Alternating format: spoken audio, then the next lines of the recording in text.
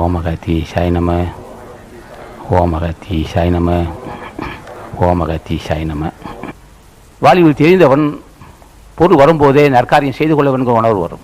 நற்காரியம் செய்து கொள்கிற உணர்வு வந்தாவே புண்ணியம் வந்து விட்டது. இல்லை என்றால் மனைவி மக்கள் அது இருக்குது, யாரும் செய்ய வேணாம்னு சொல்லவில்லை, ஞானிகள் செய்யத்தான் சொல்வார்.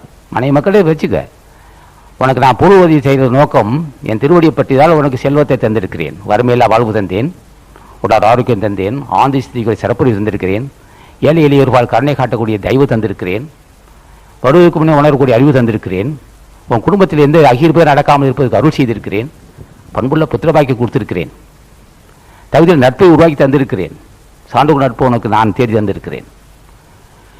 இத்தனையும் தந்த நோக்கம் உடல் ஆரோக்கியம் தந்ததும் என் கருணைதான், குடும்பத்தை அமைதியாக இருப்பதும் என் கருணைதான், பண்புள்ள புத்திரபாக்கியம் தோன்றது என் கருணைதான், தகுதியுள்ள சான்று நட்பு அமைத்து கொடுத்தது நான் எனது அருள்தான்.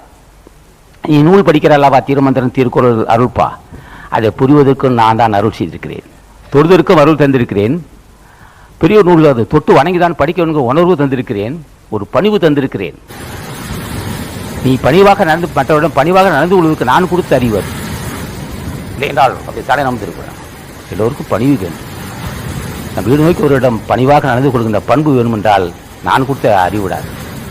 இல்லை என்றால் யான் என்ற கர்வம் கொண்டிருப்பான்.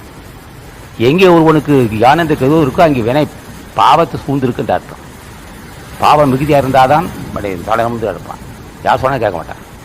அவன் யார் சொன்னால் கேட்க மாட்டான் ஐயா, அவ்வளோ பாவம் இருக்குன்னு அர்த்தம். அவனா சாதாரண ஒரு ஆள் சொன்னாலும் கேட்பான் ஐயா, அவன் நல்ல மனுஷனாச்சே கேட்பான்னா. இவன் அவன்கிட்ட எவன் பேசுவான், அவன் காட்டு முன்னாடி போயிலாச்சுன்னா.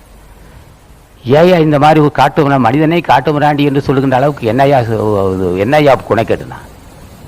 வினை சூழ்ந்திருக்கு, யான் என்று கௌரவம் இருக்கு. வினை சூழ்ந்திருக்கு மற்றவனை மதிக்க மாட்டேங்கிறான், வினை சூழ்ந்திருக்கு யாரும் பணிந்து பேச மாட்டேங்கிறான்.